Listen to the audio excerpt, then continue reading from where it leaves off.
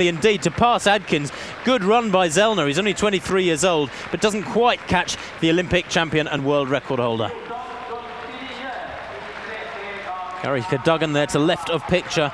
You can still see him in shot, but over on the top bend himself had an awful argument with one of the barriers. Not quite as bad as that one there by Kevin Young. But all credit to Kevin Young for keeping going there, maintaining momentum, continuing that drive with the arms, which is a feature of his running, and still winning the race. But that does explain the slow time.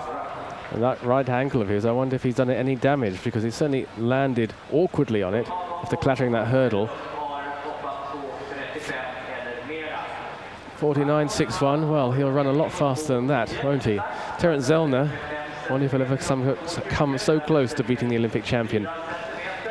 Derek Adkins in 3 for the USA. Gary Cadogan, well, a pretty useful run from him, from the Briton. And hello once again from Birmingham. Kelly Holmes coming up in a few minutes' time, but the next event on track, and they're getting prepared for it right behind me, the men's 400-metre hurdles.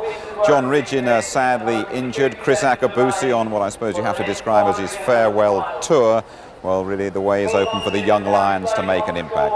Let's go up to our commentary box and join Steve Ovett. Alongside him, as always, Peter Matthews, and first of all, Alan Parry. Thank you, Jim. Good afternoon, everyone. And the success of Chris Akabusi in converting to the 400 hurdles has certainly inspired men like Gary Cadogan, who's made rapid progress in switching from the flat 400 only this year.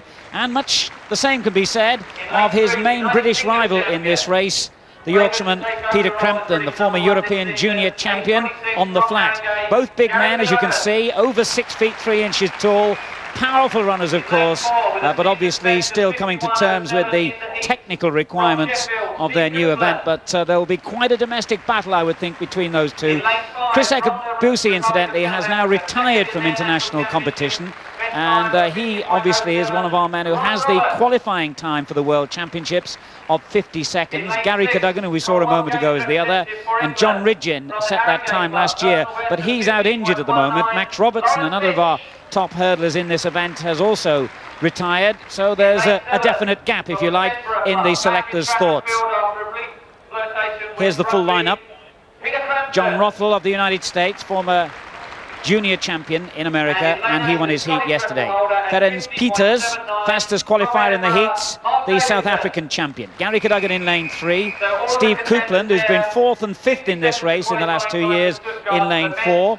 Then another South African, Grant Roberts, who was runner-up in the national championships, 2 Peters.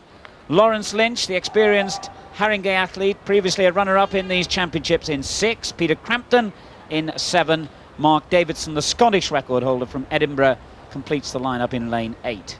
Gary Cadogan's passage to Stuttgart almost safe, I would think. But do we take another man in this event? And if so, who will it be? It's a marvellous opportunity for the likes of Crampton and Lynch to impress the selectors here. They still need, of course, the all-important qualifying time. Set. Well, the South African Peters looked very good in the heats yesterday. As I say, he had the fastest times and just about first to rise. I think they're second from the right.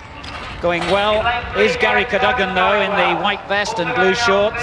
And also, in the middle of the picture, Lawrence Lynch there, the Haringey athlete, coached by one of our former greats in this event, Gary Oakes. That's Lynch, 3rd from the left. Crampton has just been overtaken by him.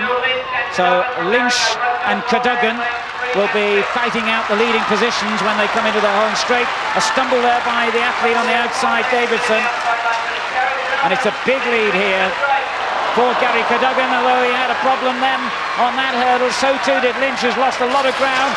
Peters coming through, the South African on the inside, and Crampton nearest to the camera, finishing very fast indeed.